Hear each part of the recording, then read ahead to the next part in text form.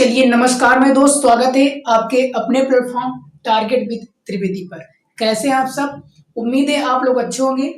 आप लोग अच्छे हैं तो मैं भी बिल्कुल ठीक हूँ। मैं दोस्त 5-6 दिन से पूर्ण तरीके से क्लास बंद थी तो मैं बनवा रहा था। मेरी आ भी गई है वीडियो की स्टूडियो 2, आप लोग देख सकते हैं। उसके बाद मैं फिर आ चुका हूँ 2026। आज तारीख है 3 तारीख है मैं दोस्त, और 3 तारीख से मैं आप लोगों के बीच फिर से आ गया हूँ 2026 में धमाल मचाने। कंटिन्यू क्लासें आएंगी, वो भी 8 से 9 मिनट की क्लास आएंगी। कहते हैं कि आप एक बार बिलीव करना मेरे दोस्त, आपको अर्ध से फर्स्ट तक लेके जाएंगे सिर्फ जीएस में। कहते हैं कि नन्ही सी चींटी जब दाना लेकर चढ़ती है और चढ़ती दीवारों पर 100 बार फिसलती है, एक बार फिसलती नहीं है, 100 बार फिसलती है, और विश्वास रंगों में साहस भरता है। गिरकर चढ़ना, चढ़कर गिरना न अखरता है, लेकिन उसकी मेहनत बेकार नहीं होती, और कोशिश करने वालों की कभी भी हार नहीं होती। कभी भी हार नहीं होती मेरे दोस्त।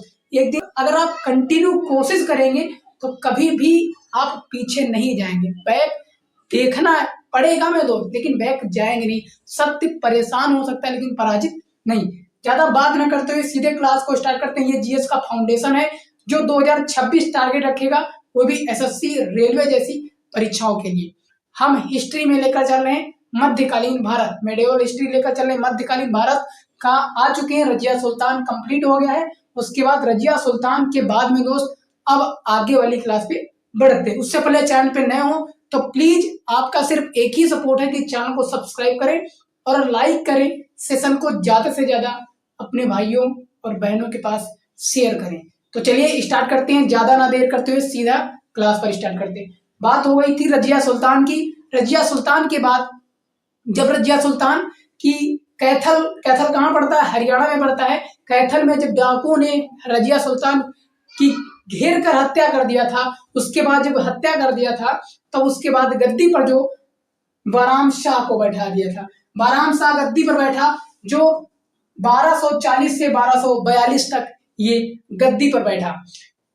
ये इसका टाइम पीरियड। इसके अंदर जो है बाराम शाह के शासन काल में, बाराम शाह का जब शासन आया उसके बाद बाराम शाह ने अपने शासन काल में एक पद लाया जिस पद का नाम है नायब ए मामलिकात। नायब ए मामलिकात नामक पद बाराम शाह नामक लाया।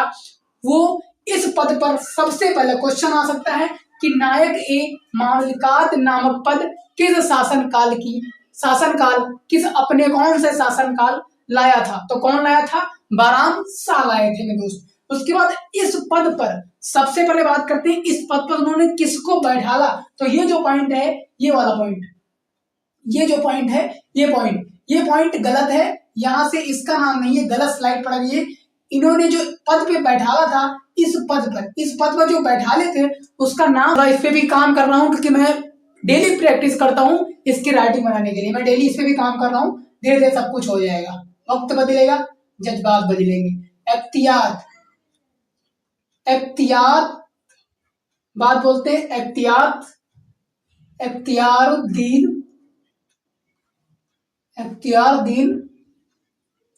एतिकीन।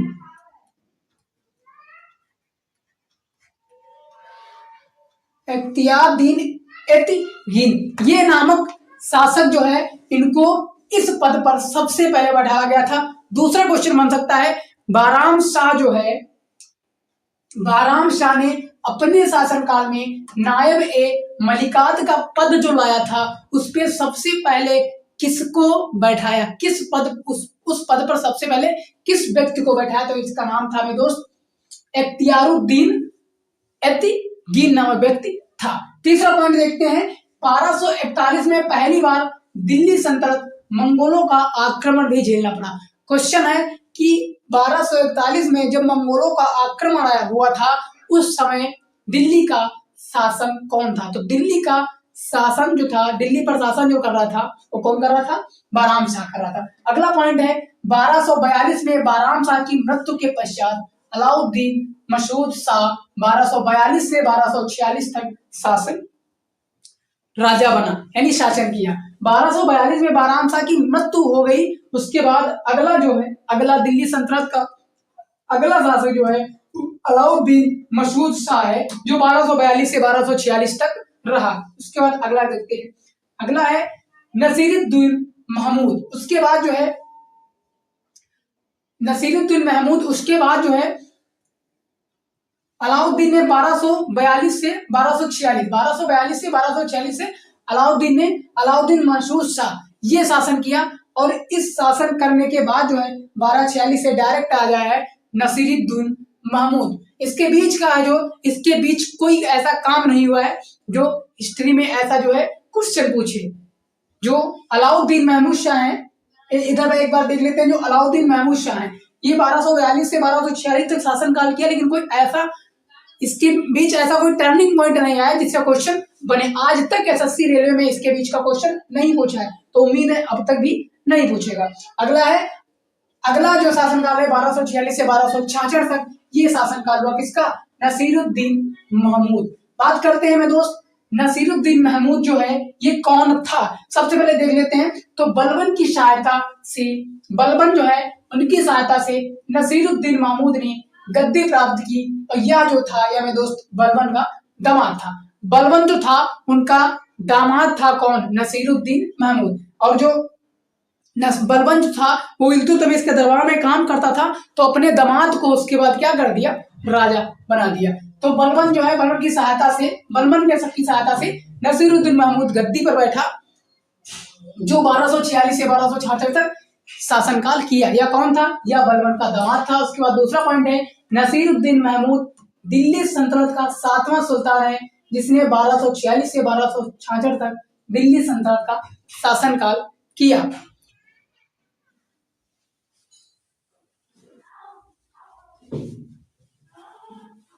अब बात कर लेते हैं, यहां से ये थोड़ा पॉइंट कटा हुआ है। नसीरुद्दीन महमूद जो है मेरे दोस्त, ये जो इल्तुतमिश था इसका छोटा पुत्र था। कुछ इतिहासकारों ने ये भी बोले हैं कि नसीरुद्दीन जो महमूद है मेरे दोस्त, नसीरुद्दीन महमूद, वो जो इल्तुतमिश था उनका छोटा भाई था। कौन?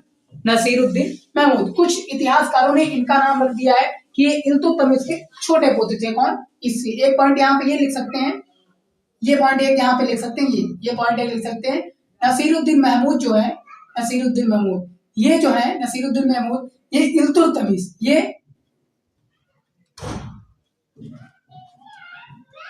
इल्तुतमिश के जो है ये पुत्र थे। इल्तुतमिश के क्या थे?